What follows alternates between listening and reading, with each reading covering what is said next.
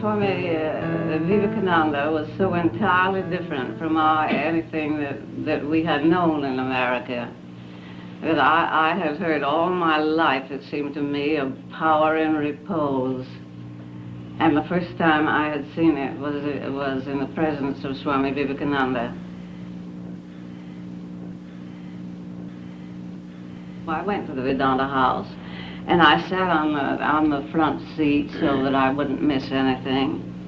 And Swami entered by a side door, and immediately I knew that there was something extraordinary about him. He was very unassuming, very, very calm, and entered and took his place on the rostrum. But there was something about that presence that you couldn't take your eyes off of him, and he fascinated you. And as he sat in the chair, his head was the most perfect that I'd ever seen. And it was perfectly poised, and power seemed to emanate from it. I was fascinated. And he looked like a living Buddha. He looked entirely different from any personality that I'd ever seen. And then he rose to speak, and the voice was extraordinary. It was mellow, resonant, but of great purity. And as he spoke, veils just seemed to fall from your eyes, because he gave you an entirely different impression of personality.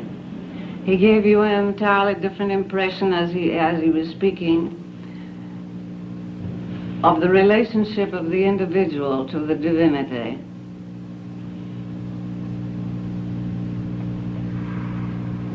And I remember as I looked at him, it seemed to me that there was an ocean of consciousness back of him. And in some way there was no limit to this personality. His awareness was in the vision within. And as we see people, we see them limited because their awareness is entirely connected with the body. With Swami Vivekananda, it seemed to me that there was this ocean of consciousness back of him, and in some way that focused and flowed through his words.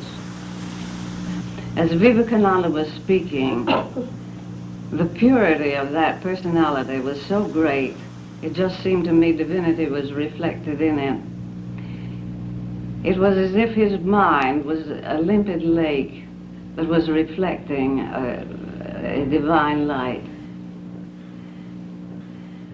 Swami Vivekananda's the sense of I had expanded into something that was vast and deep and very, very pure and very, very powerful, because it just penetrated within and it aroused something within that never was there before.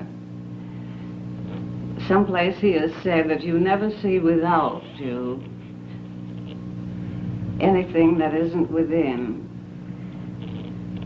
And I think perhaps his great power was that he perceived the divinity in all form. And he perceived it to such a degree that he awakened it in his listeners as he was speaking. Other people that I'd heard on the pulpit and all that sort of thing, and I'd heard about the best, they speak from a standpoint of faith, that they have faith in a divinity and all that. And I began to realize that this man was speaking from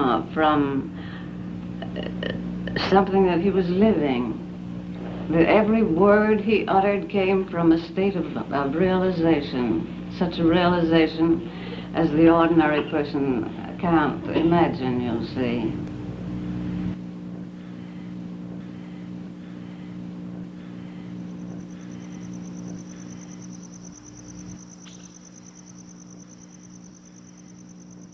A month before I came in contact with Swami, he wrote to Miss McLeod. I don't know whether you know who she is, yes.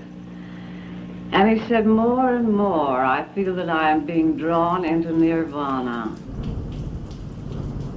and he spoke of it as the strange and the wonderful. And 2 years later, he passed away, and Sister Nivedita said that more and more in his presence, she felt that she was standing on the shores of an ocean of luminous light.